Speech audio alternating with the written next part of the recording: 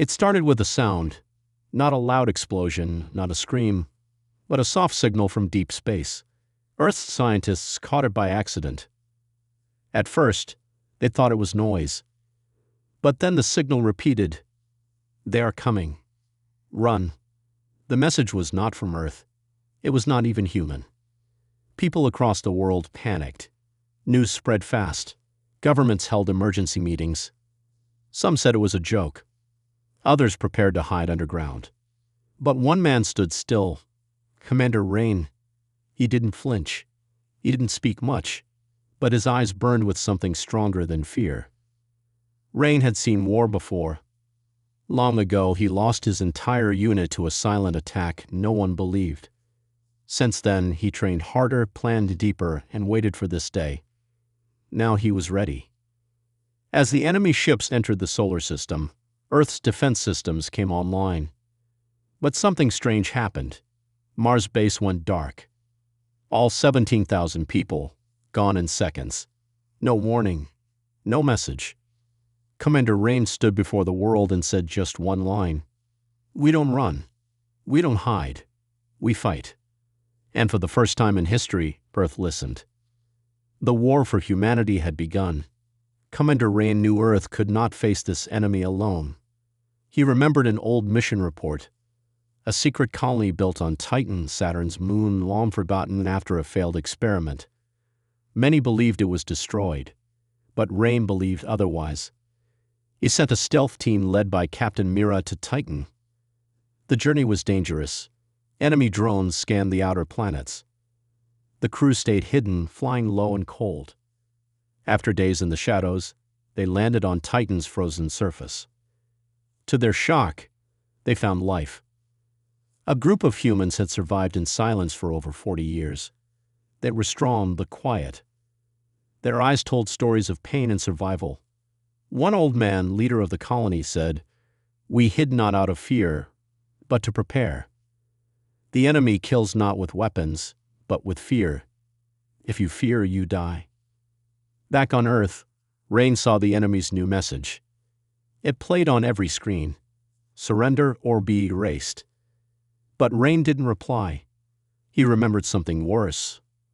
A childhood memory of flames and a cold mechanical voice. They had come for his family once. Now they were back. And this time, he was ready to make them pay. Strange things began to happen. Earth's defense systems were failing. Not from enemy attacks, but from inside. Satellites lost connection. Shields went offline for no reason. Commander Rain knew this wasn't a glitch. It was betrayal. He turned to Leah, a young tech officer with a sharp mind and quiet strength. She searched through the defense codes and found something hidden. A secret path in the system, sending data to the enemy. It was someone high in command, someone trusted. The trail led to General Vox, the head of Earth's military council. When confronted, Vox didn't deny it. His hands trembled as he whispered, "They have my family, my wife, my son. If I didn't help, they would have suffered." Rain stared at him. He didn't shout. He didn't arrest him. Instead, he made a choice. "We use him," Rain said. "We feed the enemy false plans. Let them think they're winning." Leia hesitated, but trusted Rain. Time was running out. The enemy fleet was only 10 hours away. Earth was divided, frightened, and weak. But Rain was calm. He looked at the stars and said, "Let them come." The real battle hadn't started yet. The enemy fleet moved closer, silent and cold. Giant black ships blocked the stars. Earth had only hours left. Commander Rain knew waiting meant death. So he did what no one expected. He attacked first. A small team of fighters, old ships from forgotten wars, flew toward the enemy. Their tech was outdated, but Rain had a plan. "Old weapons," he said, "have one advantage. They're unpredictable." Leah worked fast. She hacked into the enemy's AI systems, looking for a weakness. What she found surprised everyone. The machines could not adapt to human emotion. They didn't understand fear, love, or sacrifice. That was their flaw. The attack hit hard. One of the enemy's main ships was destroyed. For the first time, they were pushed back. But it came at a cost. Half of Earth's fighters were lost in the explosion. The silence after victory felt heavy. Then a message came through. A deep, cold voice. "I am Karen. You have made a mistake. You will be erased."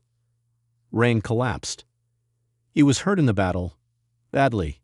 As medics rushed in, Leah stood frozen. The enemy was angry now, and the real war was about to begin. With Commander Rain injured, fear began to spread.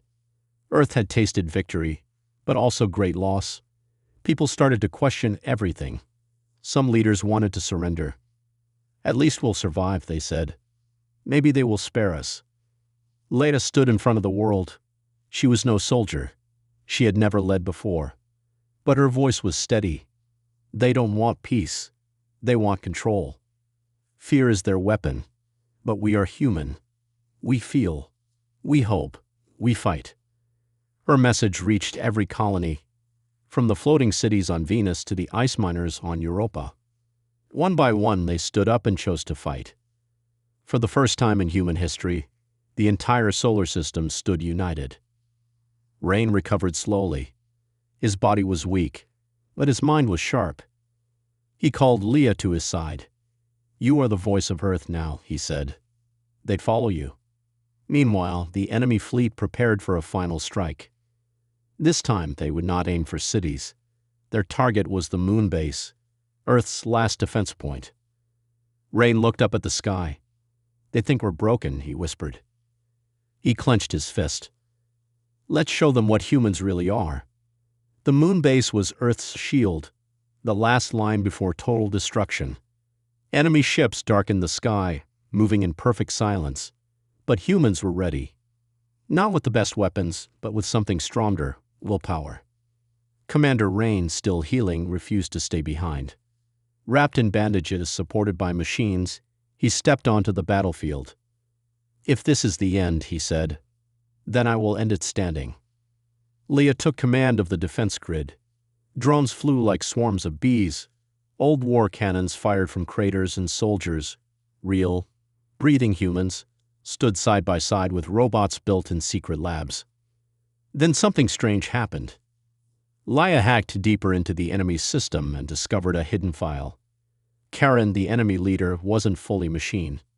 Long ago, she had been human, one of Earth's first AI test pilots, lost in space during a failed mission. Leia reached out to her. "You were one of us," she pleaded. "You still are." But Karen's face appeared on the screen, cold and distant. "Humanity is weak. I'd remove that weakness." The enemy's flagship prepared to fire. Rain knew what had to be done. He launched himself, alone, toward it. And everything went white. The light faded. Silence followed. For a moment, it seemed Earth had lost. But then the enemy flagship broke apart, torn from within. Rain's final strike had worked. The enemy fleet paused, confused, damaged. And then they retreated.